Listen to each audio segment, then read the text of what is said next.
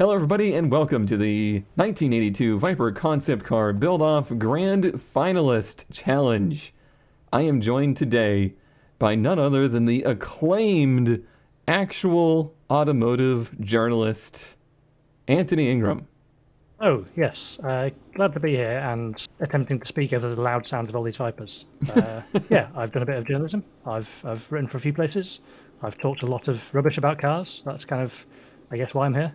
I have no credentials to be doing this other than the fact that I'm obsessed. You have made a living comparing vehicles, and I've only made a living ruining them. I mean, do you have any particular, like, when you think of a Viper, what do you think of? Like, what's the first word that hits your head? This is a job interview now. For me, it's the original. It's the RT10 because I don't know if we officially got them in the UK, but I definitely remember them in all the car magazines back in the day because the license plate on UK press car spelled out "Wow Hot," which I thought was fantastic. But yeah, that was in all the magazines at the time. That's bold, I guess. I assume back in the day that would have maybe sold a little better than it would today. Yeah, I mean it was one of those iconic things. People, our license plates aren't quite as good at spelling things out as yours, but it certainly made it. I mean, it made it stand out even more than a Viper already did in the UK. So. All right, well, what we're going to do is get rid of 5 of these cars, and we're going to get 2 copies of one of them, and basically just drive it around and make observations, as well as just walking around it and making observations, because, like I said, this is a concept car build-off, and most of what matters to a concept car is how it looks and just kind of the overall presence. Okay, so let's go ahead and get 5 of these out of here, and let's leave Shark's car behind.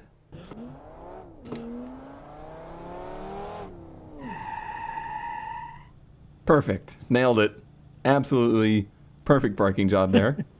All right, so let's take a moment here and walk around these and just have some general thoughts about the design of these cars, because, I mean, the concept nature of these means that we can be a little bit lax as far as like how realistic they are. But there is a factor of how much in the era they fit, because we have the advantage of knowing, what happens in automotive design over the years. So we can kind of design things that are realistic future. And this car, I think, definitely rides those lines of, is it too on the nose of a future car design to me? Yeah, I know what you mean with that. Because our year is it's 1982, isn't it? It's basically 1982 what would have we're been the going year, for, so. let's say that this is rolling through the car shows. Yeah, this is kind of late 80s to me, I think. Got those curves. It's very forward-looking to the 90s kind of organic kind of shape to it. Which, I mean, I think you could say that that is in itself a good concept. Like, if it's that Oh yeah, forward-reaching, sure. But I think the other factor is to think of, what is this car going to be lined up against? Because it's not always, to me, an advantage to be at the cutting edge of design, because you can look so out of place. So whereas this, maybe it did look super cool in 1989, in this era, if you put this next to a Countach and people saw this, they would probably, to me, think it's kind of bland. yeah. My thought is it's almost like that. It's like the scene in Back to the Future where Marty's on stage and playing the Chuck Berry song, and he goes, "I guess you guys aren't ready for it yet." I guess the people in 1982 aren't ready for it yet. I had everybody like write out some little blurbs, and Shark's mentality here was, at the time the group owned Lamborghini, and their take was that Lamborghini was heavily a factor in designing this, which I think even sells it a little bit worse for me because of where Lamborghini was in their design language at the time. Yeah, I mean certainly in the 1980s, Lambos were very wedgy, kind of quite straight lines, that kind of thing. It was only really with the Diablo started going a bit more, kind Yeah. of, curvy and that sort of thing. But Countach was very kind of aggressively wedgy and like a doorstop. On the inside, I love the complete glass canopy thing. Like, that's one of those things that you can get away with at the concept car that we all dreamed you could actually do, but then could never do. there were a lot of concepts which had this idea, and I love it. It's that jet fighter style thing, isn't it? Oh, for sure. And I do think that there's a lot of things inside of this car that bring you to like the vector stuff, that it was very much so trying to be more plane than car. Yeah, yeah, that's it. The interior to me is pretty much bang on the early 1980s. Like this is when so many of the companies were coming out with digital dashboards. Like whether it was GM, whether it was Chrysler, whether it was Toyota doing stuff in Japan, and like GM Europe was doing it. All these companies had these digital dashboards around this time, or were just starting to come out with them. So I think the interior kind of is spot on for that era. You could imagine this being a canopy opening car as well as like a Gullwing car. It kind of leaves some imagination there. I don't know why it's trying to start right now, but we're just gonna say that it's a Chrysler thing. Give them the credit for it. All right, so how about we hop in these and do a little driving and see what they're like on the road with the very thick warning label of you've seen what this car is capable of. Oh yeah, this is going to be attempting not to die. Oh yeah, for sure. All right, I will let you lead and let you lead with some of your driving impressions because you've got a bit more credentials there than I do. I'm just learning the brakes because if you just stand on the brakes, it's a big time locking up this car. I think it's the only one in our group without ABS. Which is interesting, isn't it? I noticed that when I was doing the track trials. I was like, it's for the era pretty darn early to have ABS. How about we check out some of the interesting areas on this map that James has made for us? You don't have to drive it like 10/10. Just imagine you're doing like a road test, I guess. You mean this isn't how I drive normally? I would hope not. Always drive safely, wear your seatbelt. Thinking about it, I'm not sure this had seatbelts in it. It's a concept car, you can get away with that sort of stuff. That's true. It is super responsive, this car. Oh yeah, like not just the engine, but just the whole way it drives is just on a knife's edge, I think is how I described it. Yeah, that's a good description. Really light steering as well, so you kind of can't feel what's happening until it's too late. Which is era appropriate. Unfortunately. I don't know about supercars though. I've never really driven anything that was this wild from the era. Yeah, my experience is kind of lacking in this era of supercars as well, but I guess it was probably quite a varied era in terms of quality. Just tried to kill me at the lane this time. Yeah, it is amazing how crazy this car is even at low speeds. Super responsive throttle at low speeds as well. I saw that. Plenty of blooper reels on this one. It's perfectly well behaved when you're driving slowly. Which is noteworthy. Like it's not so crazy that you can't use it at all. And that's my impression of the Viper as well, where it was a testament of what you could do with an automobile, but also giving you way more responsibility than any human should have, really. I don't remember the exact number on this car, but I believe it's in like the 500 horsepower range, which is mental for the era. Like that would be absolutely wild. That would be imaginary, I would say. Oh yeah, because again, 1982, it was Ferrari F40 came out in like 87, I think it was, and that was 450 horsepower, something like that. So 500 in 1982 would have been pretty crazy. And we're talking like fuel crisis era. We're talking, pretty grim days in the automotive world. Yeah, fuel crisis is kind of still pretty concerned about smog in the early 80s. Phew. It's crazy fast. Yep.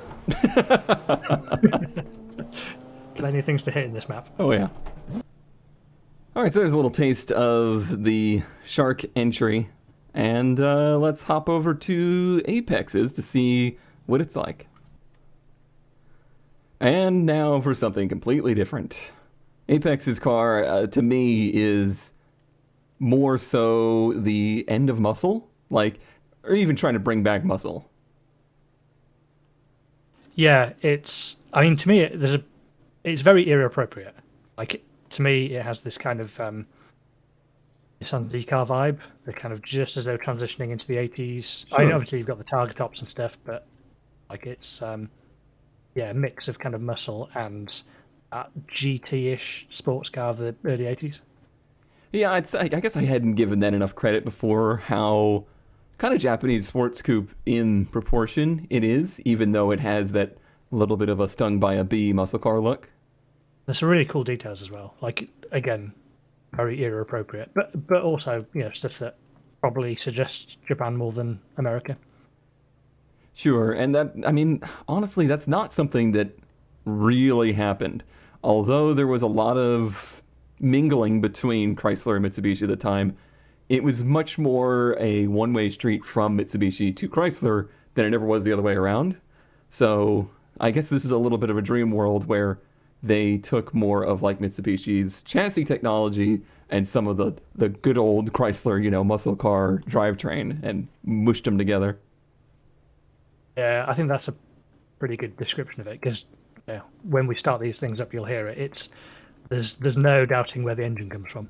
For sure. And I think my favorite visual angle on the car, the front is okay, but the rear to me is not only is it eye-catching, but it also just works super well together. Yeah, again, perfect for the era. That sort of style of lights and everything, the details, the Viper 440 text on the back, all that really, really works, I think. I think one of my favorite details back here is when I realized that these louvers are not the louvers that you would find in automation. These are just like made out of spoilers. And to me, they work so much better than louvers usually do. I hadn't noticed that, but that's quite cool. And being able to properly see through them. Yeah. And then if we look inside, which conveniently these target tops let us do pretty easily. Yeah, again, it's got the details. We've got another digital gauge cluster there, which is cool. Seats are definitely very 1980s in this one.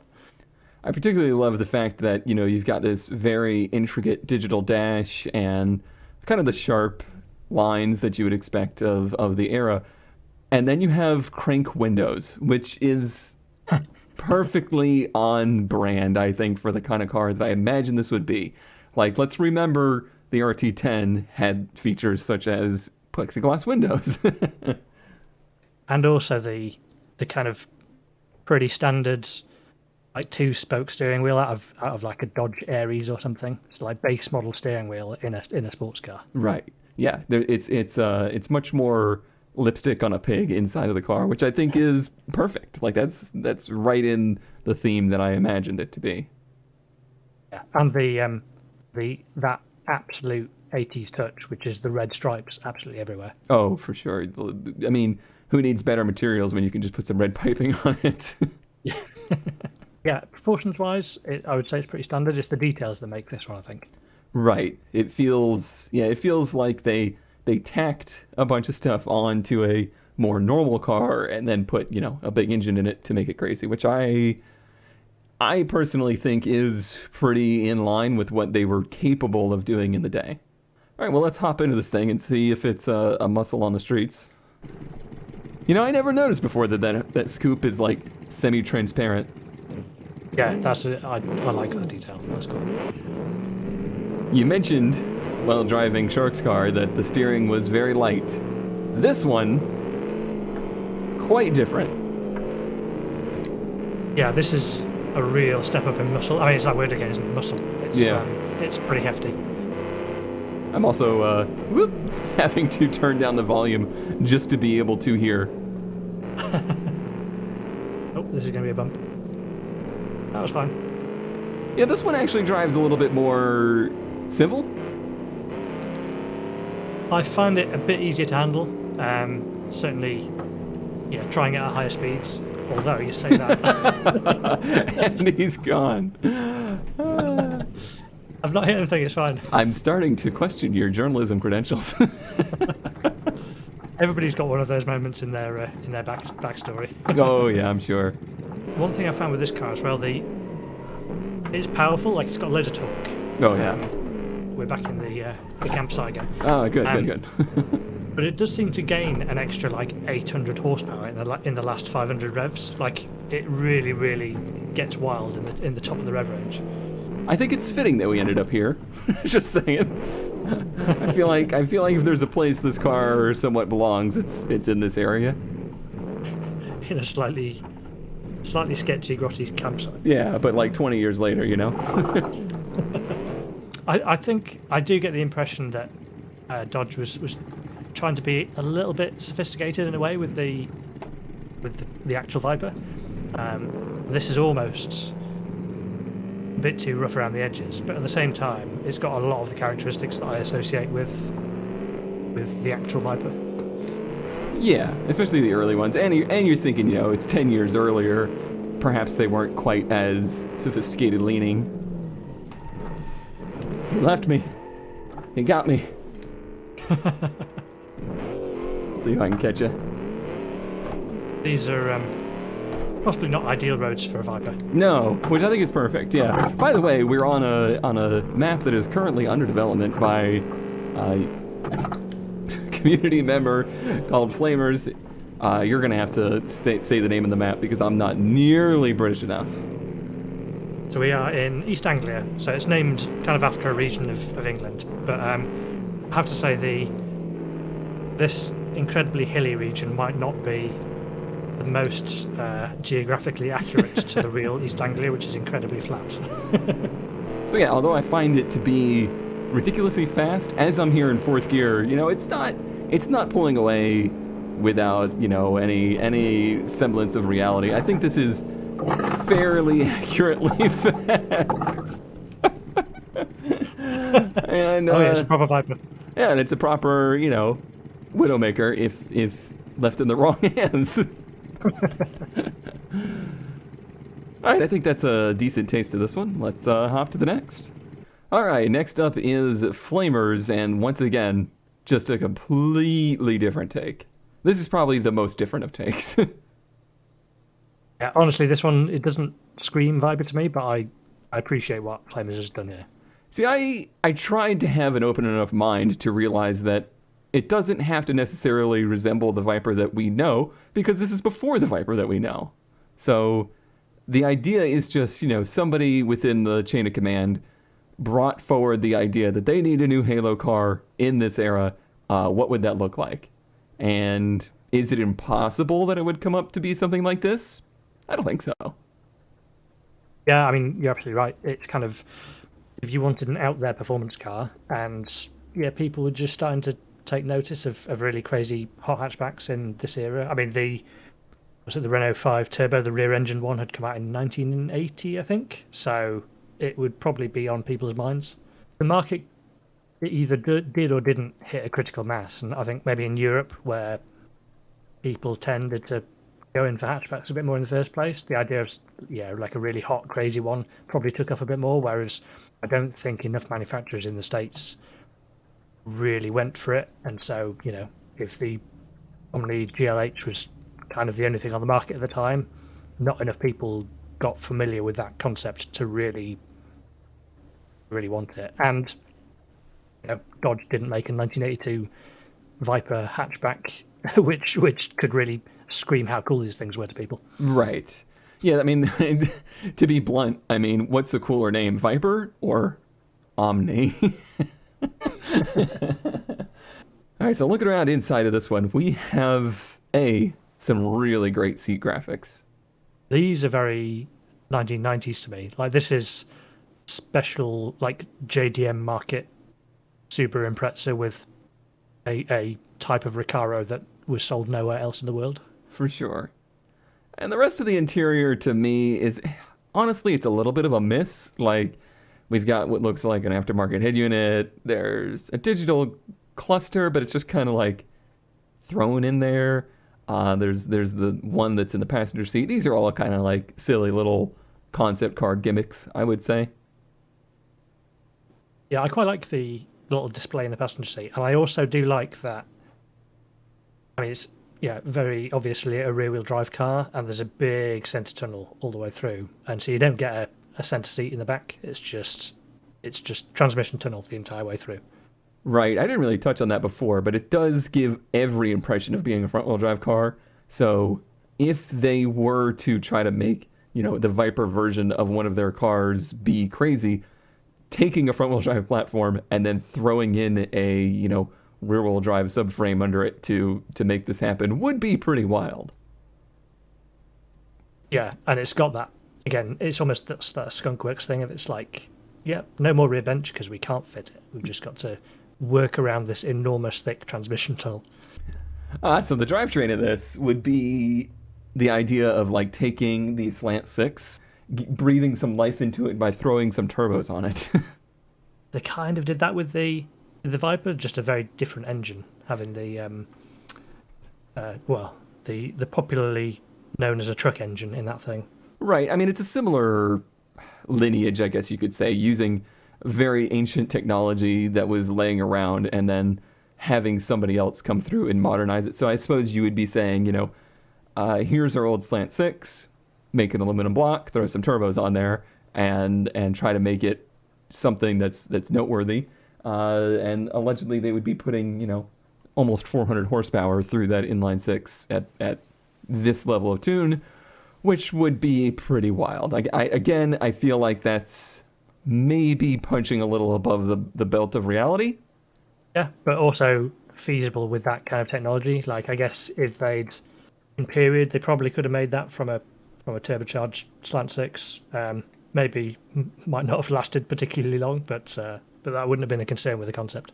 I guess I would expect it to make that kind of power in like a 300 RPM, range, and everywhere else just be dead. I was going to say fire it up, but mine's been running the whole time, and I couldn't even tell. So quiet. So quiet. All right, this one I get the pleasure of driving from the inside, which is cool.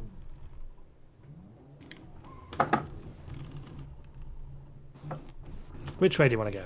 I guess we'll head this way. I don't know what comes up here, but it looks like there's some buildings. Whew. It's spicy. It is spicy. Oh, this is a steep corner. Oh, yeah, it is. Okay. Fine. Still drives. Oh, he's going that way. Interestingly, it kind of does drive in that way. Like, it takes a while to come up to power, and then when it does, you gone. Yeah, the short wheelbase also makes the handling quite interesting. But also not uncontrollable. I have lost you. I found a really good road. That's a shame, because I have no idea where it is. We're back to one of these buttons looks behind. Oh, I see you. Oh, okay, there you are. All right, so yeah, it was just a loop there. Right, let's go towards that castle thing then. All right. Road end. Yeah, it do Viper things, that's for sure. I say, this one impresses me with how, well, I say as I understeer off the road. Oh, this is dirt. How controlled it is. There's no asphalt here. It makes the most interesting sound. Like, it almost sounds just, I don't know, electric in the way that it kind of just gains noise but never really gains tone. Yeah, I would say the sound is maybe one of the less interesting things about this car. Yeah, a little disappointing. It's that normal thing of the turbo hiding a lot of the noise, I think. But it drives crazy but very believable. I would say of all the cars in the finals here, it's one of the more believable to be produced, but it would be a massive undertaking still, and would never, I don't feel like it would ever gain the same level of reputation that the actual Viper eventually did. I feel like it would always be a little bit stuck just being that really crazy hatchback, and that was it. It almost, I mean, it feels actually quite a polished car. Like it's, so the way it handles, the way the engine delivers its power, it feels. Oh yeah, we're back on the Back to the part with no asphalt. It's quite nimble, but every so often lets go. Just lets you know where the engine is. Well, I think it's an interesting. I think that's an interesting comparison because the Renault 5 is a historic car, but it never really became a thing, I guess you would say. Like it never became something that maintained its status. It was a thing. It was a flash in the pan. It was crazy, but it didn't become something that they felt like they needed to keep doing. Yeah, and no other company really felt the need to replicate it. Right.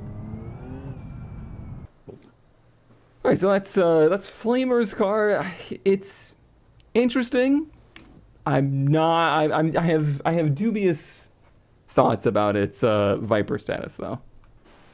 All right, so now we move on into a mute Crypt, and this one kind of blew me away very early on. The visual impact on this is really good, I feel. Yeah, this one's very cool. The two-tone, the colour, the enormous wheels on it, details, everything. Like this is a cool looking thing. Honestly, I feel like one of the coolest parts about it is how unidentifiable it is. Like when you look at this, does it just make you think of something else that already exists? No, I mean that's kind of it. I think a bit like the proper Viper was, pretty much a new thing. This strikes me as being its equivalent from the early 80s. Like, it was Dodge. You can see a couple of Dodge cues on it, but otherwise it's an entirely new kind of concept and shape. Yeah, I think that's one of the best points this one ever made was like when you put it into the lineup. Yeah, it looked like a Dodge, but it looked like nothing else in their lineup. Like it was revolutionary while still looking of the era. It still has some of that kind of angular CAD design style, but it's just in a different league compared to everything else that was on the market. There's definitely some parts of it that I would feel, I don't know, it needs some tweaking. Like it's definitely a concept car, not a production car. There's some parts of it that just don't quite work, like these vents that are spectacularly backwards on the hood. So yeah, they've done some things here to make it look more eye appealing that are maybe not realistic, but that's perfectly fine considering the RT10 concept had a windshield that wasn't high enough to cover your forehead. Yeah, exactly. And it does look like a concept as well. That's the other thing I would say. Like if this came out at a motor show, it would be fully believable. And I think you'd have a swarm around it. Like this feels, it's just everything about this car has the presence of a crowd gatherer. Yeah, including the scary shadow person behind the wheel. Yeah. We will head inside of it here, but might be a little crowded thanks to our friend. So inside, it's almost a little bit more contemporary. Right. Yeah, I get what you mean. It's the first one we've had without digital tires as well. There is a little bit of kind of just the somewhat angular design here. It just feels a little bit less fleshed out. Like maybe it's just a little bit more of a bare bones concept style interior, but also I'm going to give it marks there on Viperness because really the RT10's interior looked like a Caravan had some sports gauges put in it. Oh yeah, that was proper kids' toy plastic in there, wasn't it? Oh, it was pretty atrocious. So I personally give this no negative marks for its interior. I realize it's not as flashy and as futuristic looking as the others, but I think it still does the job that it needs to do, basically. Yeah, the wood grain on the doors is a choice. It is a choice, for sure. Revs. Oh, we're rolling downhill. I think we're off already. Let's go to hood view because it's a little easier to see. Oh, some very light feeling cars. Yes, very light feeling car. Woo-hoo-hoo. Yep. Not so light I can't screw up though. And powertrain-wise, we've got kind of the high boost, low displacement kind of feel. Oh, Yeah, we're back it at the... How do we just keep ending up back here? It feels like there should be road beyond this section. Yeah, it's interesting because the drivetrain would lead you to believe that it's going to be kind of a laggy mess. But yeah, it's pretty responsive. It's honestly, I think my biggest impression was it's almost too easy to drive. Yeah, the light steering and the kind of the engine response for so high boost as well. I think it's making what 21 psi when you really stick your foot down. Yeah, it's actually quite easy to drive this one, which surprised me given the way it looks as well. I got curbed. Honestly, I feel like this car is most at home on the racetrack. Like, that's where I feel like it belongs. It almost, to me, and you'll have to call me out on this, there's no better person to judge, I feel. It feels like a Lotus. Yeah, oh yeah. It has that feel about it. It's yeah, really responsive steering. Not actually that kind of much of a handful. Like, you can kind of turn it in a bit and give it a boost of power, and you can control the slide. And this is actually really probably the best one so far to drive, I think. Yeah, it almost gave me that this driver's car kind of feel, which is not something I would ever hear described in the same words as Viper. Yeah, it possibly doesn't have the scare factor of the Viper. But it doesn't necessarily have to. Like, I've been going on little mental loops with this one as to, is it okay that it drives so good, basically? I mean, again, I guess you have to assess the Viper at the moment in the modern context as well, because I do wonder if it's quite as scary as maybe its reputation from the day makes out. So, yeah. And we have to compare it to the cars of the day, too. Like, sure, the modern Viper would be scary to them then. But... Can't clear the gap. Nope, doesn't win. had to be done. It had to be done. But yeah, like I was saying, I mean, it's...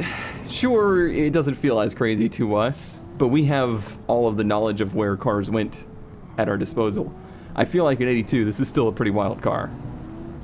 Yeah, on performance alone, like it is pretty quick, this one. It's quick, but you could also, probably throw some pretty good G's to it, which is not something that was a priority to cars then. It's just quite fun to drive this one. It's, yeah, I think whether you take it around a racetrack, whether you take it on these roads, like it's a different take on this Viper theme, isn't it? It's very concepty in styling, but then actually surprisingly usable as a car, which maybe some of the others haven't been quite as much. And maybe that's what they needed in 1982 as well. Like, at the end of the day, you gotta sell the things.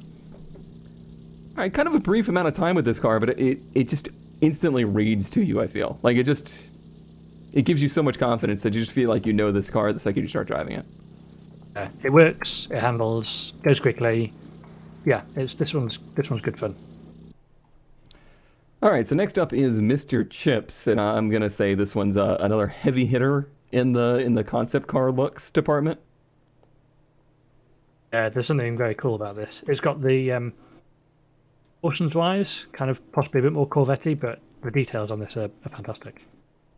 I think a good livery goes a long way too. Like, you very rarely get away with a livery on a production car, but on a concept car you can really stand out that way. Yeah, I mean the big sort of pentastar on the hood's quite a statement, isn't it? Yeah, and it just, the whole car gives a presence of look at what we can do. It's almost just a statement piece, and there's a lot of very fun details in it for what is a pretty overall basic design. And I'm calling it here best taillights of the lot. Oh, for sure. Apexes were really good, but these ones are just even beyond that. Yeah, they remind me of several cars from this period, but it's little things as well, like the really subtle Viper writing in that black bar between the lights. That's pretty cool. I'm trying to see what you were seeing there. I have to view it from a certain angle. It kind of only shows up in certain lights. Huh. Oh, yeah. Yeah, I couldn't even see that before. Now, I will say there's a little bit of weirdness going on, with the export to beam. Like, these taillights do have an actual pattern to them. It's not quite as chaotic as it looks here, but use your imagination. The front, again, if it wasn't for the livery work, I feel like it would almost come over a little bit like a wet fart, but the livery just really sells it. I have to say, I've never used that description in a review before. I'm not sure that's correct journalism terminology. That's why you're the journalist and I'm not. I'll remember it. If I can squeeze that into a review at some point, then you'll be the first to know. But yeah, the red stripe going around the grill, I feel is a huge, I don't know, kind of turning point in the design. Otherwise, it's pretty bland. Yeah, and the fact that the stripe continues all the way around the car, that's pretty cool. And then if we look inside the car, a lot of good details in this one. Yeah, this is a lot of effort has gone into making this, and the red stripe around the inside of the car as well. Yeah, I was gonna say that I don't think anybody else even came close to matching the interior's aesthetic to the exterior's aesthetic. Like, this looks like the same car inside and out, and that's really hard to pull off. Yeah. Yeah, I like the effort in here. You've got the speakers, the shifters in the correct place, the seats look really cool. The seats are very 80s. Like these kind of remind me of, there's a bit of that low winged Honda Prelude seats and a bit of kind of Renault Alpine in there. These are some cool kind of 80s details, and these gauges, the kind of orange needles, orange backlighting, all that sort of stuff. This is very of the era. For sure. I think the only thing that could have sold the seats better is that the little inflatable ball thing for lumbar that was also so popular in the 80s.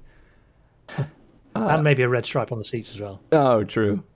I even like the fact that there's just a bunch of blanks on the switches around the steering wheel. Like, it's just, I don't know, it feels appropriate for this kind of car.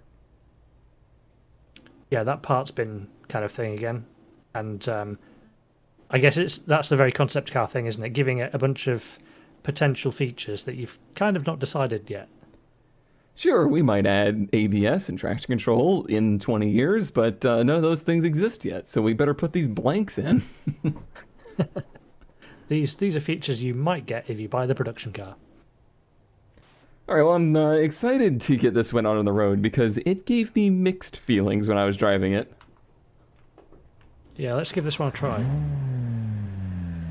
Right out of the gate, an interesting exhaust note here. Definitely did not see V6 coming in this lineup. Sounds quite refined, other than the sort of backfiring sound to it.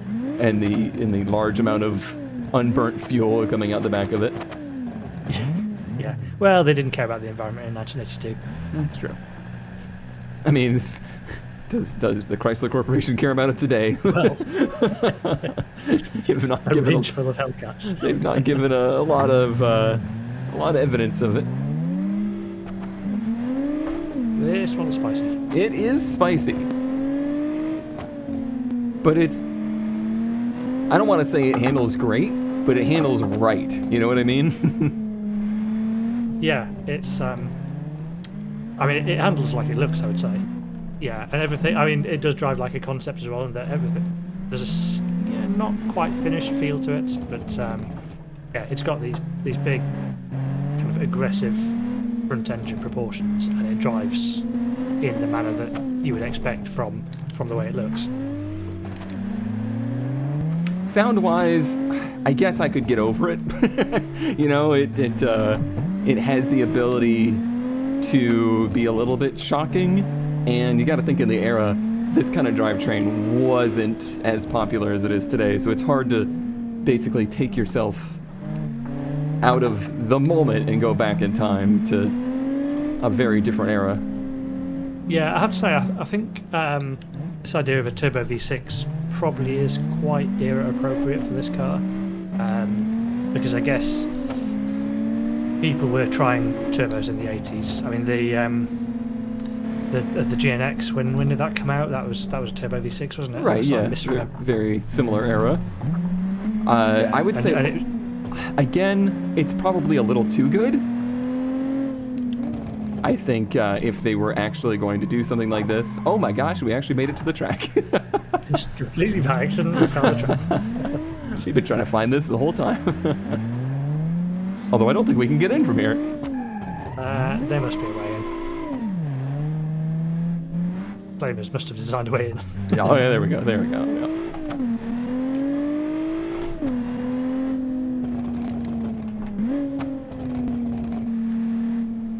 Have you actually found your way onto the track? No, I'm following you. Okay. Whoa dear. I know there is a way in. This might not be the safest way. We've suddenly found ourselves on one of those episodes of the world's most dangerous roads. Yeah, this is, I mean, it looks like the wall ends right there, right? This looks promising. Oh yes, here we go. Hey! This is definitely the safe. Look at that. What a shiny track. Now we get to find out how it behaves at high speeds. High speeds. Gonna go ahead and just count the time before he puts it in the wall. I do know this track slightly, so. I see. I've not really seen it. I do feel like this is the kind of car that you could easily get wrapped up in just trying to manhandle it around the track, which for me, again, is bonus points. That feels like it's right. It doesn't feel like it's a track weapon, but it just feels like recess, essentially. Recess in a car. Yeah, it does make things easy for you. There's a bit of wrestling going on. Handling it well, I must say. It's quite nicely balanced. Although I have noticed when you brake hard, it kind of does shed a few more body parts. Bits of the kind of front end scrape on the ground. It's a feature, all right?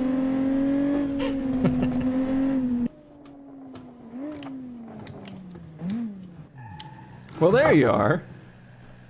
It was downright hard to get you out of that thing. I feel like that's a very poignant part about that car is that it begs you to keep driving it. Like you actually want to keep trying to make it do things. Yeah, it's fun. It's a bit of a challenge to control, and that's kind of part of the appeal of this one. All right, well, as we move over to Tax Car, I think it's worth noting I did not expect this car to be in the finals at all. Like, just looking on the visual first impressions, I thought it was just a little too plain. And I'm curious if you agree to that. Yeah, I mean, I watched those videos and kind of understood where you're going with your impressions on the styling. It's got that Mitsubishi Starion thing going on, which isn't bad on its own, but again, it doesn't necessarily scream Viper.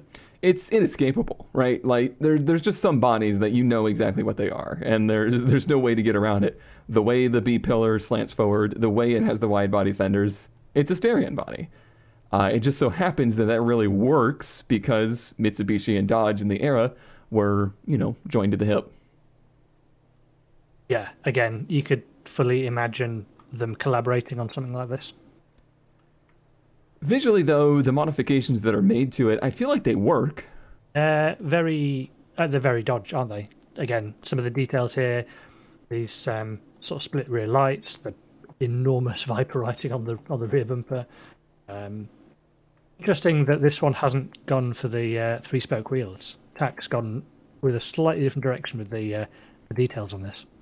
Which is interesting, and it kind of humors me how many people used the, basically RT10 three-spoke wheels, which was actually kind of a drawback to me. It almost felt a little cheap, you know what I mean? Like, yeah, they did that, but what would they have done 10 years prior? Like, what would have been 10 years prior that style of weird? And a 5-spoke wheel like this in 82 was actually still pretty new. That was a new concept. And that's kind of proven by the Styrian, like how iconic those Styrian wheels have become now. Yeah, the you could almost make the argument that sticking 3-spoke wheels on a sports car automatically makes something look a bit more like a Viper. Right. But this is possibly slightly more original take on what a 1982 Viper might have run on. Now this one, it is using a very iconic, we'll say, Dodge engine, the 318, and it's gone the route of just like throwing a turbo on that and making enough power. And it's honestly a little surprising that they never did try to go that route. They instead went very heavy into using the Mitsubishi engines with their turbo stuff and never mixed the two. So it's actually, to me, a pretty fascinating idea to live in this kind of fantasy world where the marriage had kind of gone a different way.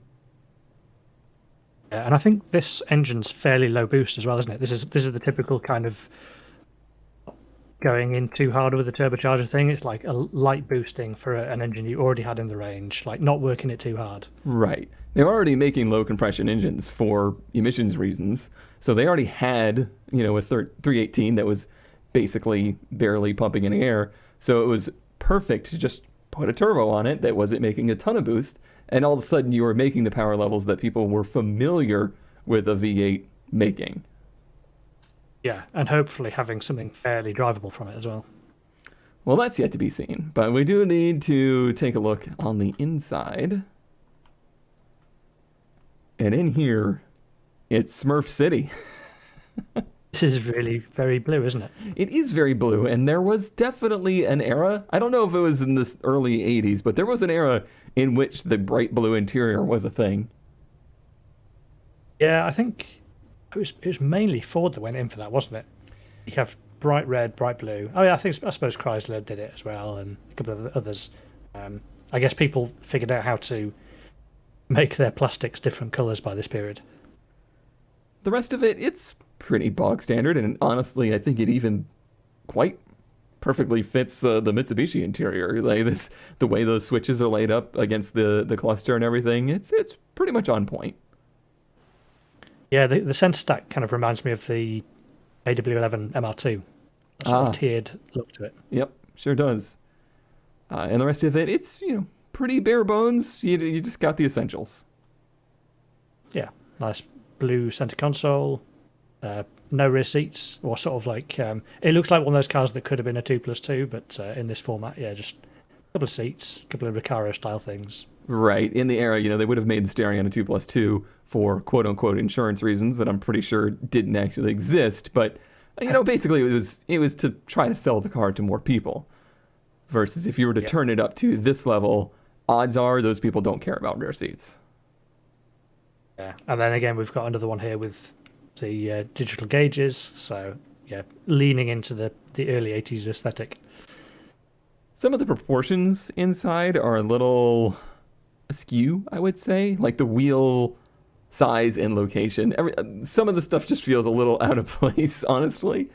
But it's tricky to get that stuff right in automation and beam, I think. And again, I mean, you could make the argument that ergonomics wasn't necessarily front and center with some of these cars. How many cars from this era had foot boxes that were just like anti-human?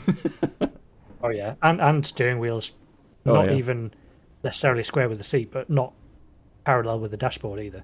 All right, well, I think it's a good time to start it up, plug up your ears, and see how it drives.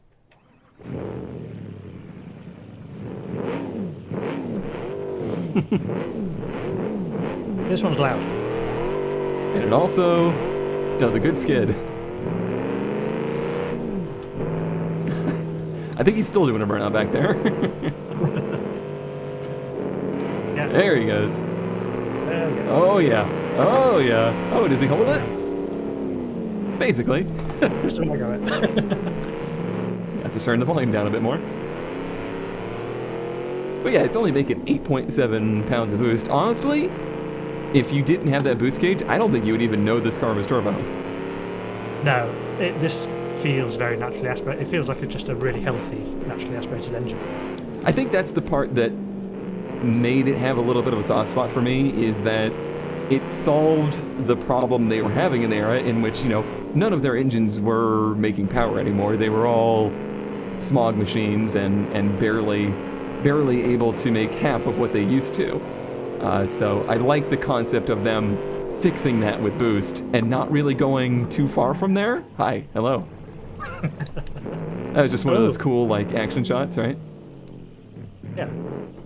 I know I still do. You magazine guys like that, right?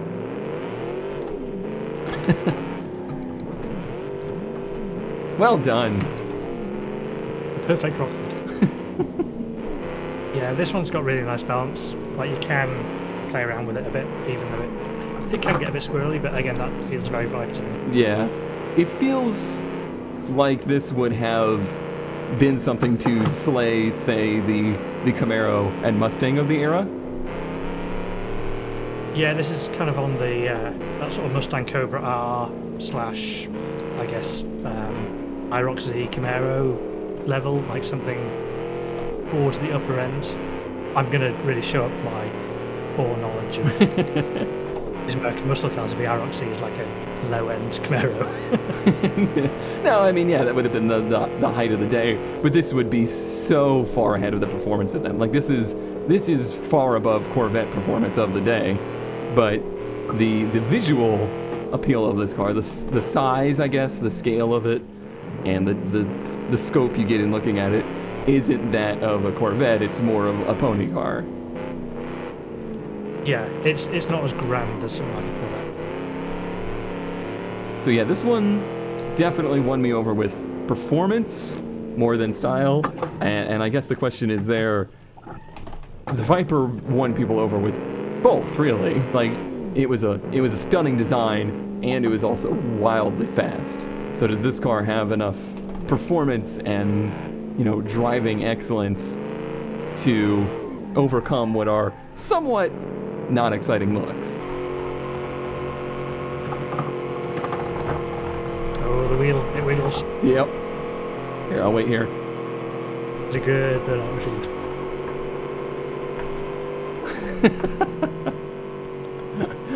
It's even better with the front ears all caved in.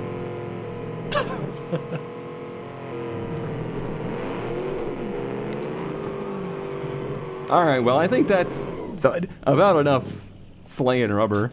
And what we're going to do is, at the same time, say which of them is, to us, the ideal 82 concept car.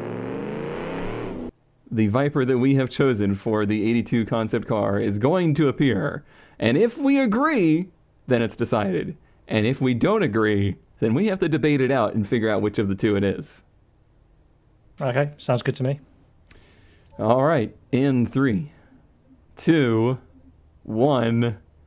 I'm facing a different... Oh, we don't agree! Oh, interesting. All right. So you've chosen Crypt and I've chosen Chips. Interesting. Crypt and Chips. Crypts and Chips. Now this is, I would say, going to be hard to choose. These are two of the most visually impactful cars in the group. So I guess we just have to make our cases. Both cars have fantastic style. Mr. Chip's car, I think, looks a little bit more TV show crazy. It looks like it could be the action car on a TV show. I also feel like this one has a little bit more of that kind of brute, muscular driving style to it. It has the sound. It has the kind of, we'll say, questionable suspension to handle the amount of power that it has. And those are kind of the sticking points for me as to why this one was the ultimate pick. So what's your sticking points as to why Crypt's car is? I think, for me, obviously this challenge was to do a concept, and I think this is probably the more concepty looking of the pair. It definitely looks like something you'd see at an auto show back in the day. just from the details and the colour and some of the mad touches on it. I agree that yours sounds better, has a bit more of that Viper tone to it. This one's pretty subtle in that regard. And I almost think that this one drives a little too well to be a Viper. But at the same time, I like that it drives really well. Like, it's among the better handling ones of all the cars. That makes it, I think, more fun. It's got that just enough of that kind of unhinged Viperness to it, but it's controllable. So I think this is going to come down to a couple of factors to me. Number one is, of these two cars, which would you want on a poster? I'm going to have to go with this one still, I think. I have to agree. I do think that Crypt's car has the poster aesthetic to it. This one, maybe if it was like on the TV show, maybe it was like, had some explosions behind it and whatnot. But on its own, I think Crypt's car has more wow and kind of like sexy factor to it. Yeah, I get what you mean, actually. Chip's car seems like it could be like the realistic TV prop of some slightly crazy Knight Rider-y style show. And the other factor for me is, which would they actually be able to make? Because it's important to me that the Viper actually existed. Like, the concept car very quickly became a real car. Like, they had every intentions of making the Viper. They didn't just make it and, just to tour the show car scene. It was meant to be a staple of the company. Your car uses a pretty, I would say, exotic style chassis, but a pretty normal style drivetrain. Yeah, again, I think on that, which is likely to be produced factor, I think Chip's car probably has it. It's slightly more conventional, but that actually helps it in that regard. It's less concepty, but actually more feasible to reach the road. So it's not just by accident that Shelby, happens to make the Daytona and then the Viper happens to look pretty Shelby-like. He actually did have some pretty significant input into the design of that car. By 82, Shelby is already kind of at ends with Ford and starts to do things with the Chrysler Group, like, the Shelby Daytona and trucks and other K cars and bizarreness. If you think about it, one of these cars to me gives the vibe of something Shelby would have put his name on back in the day. If you think of Shelby and you think of the kind of stuff that he was doing in the era, which of these do you think feels like more of something he would have approved of? I'm going to stick with Crypt, I think. I think Chip's car feels more like the product that Dodge would have put out, but I think Crypt's feels more like that slightly moonshot Viper, do something super cool style of car.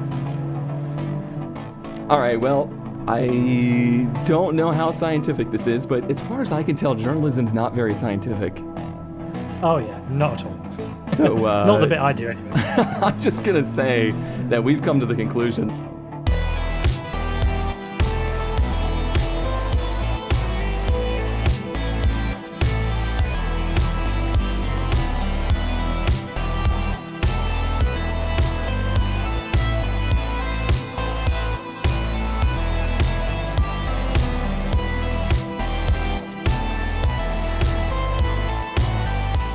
Well, then I think it's decided.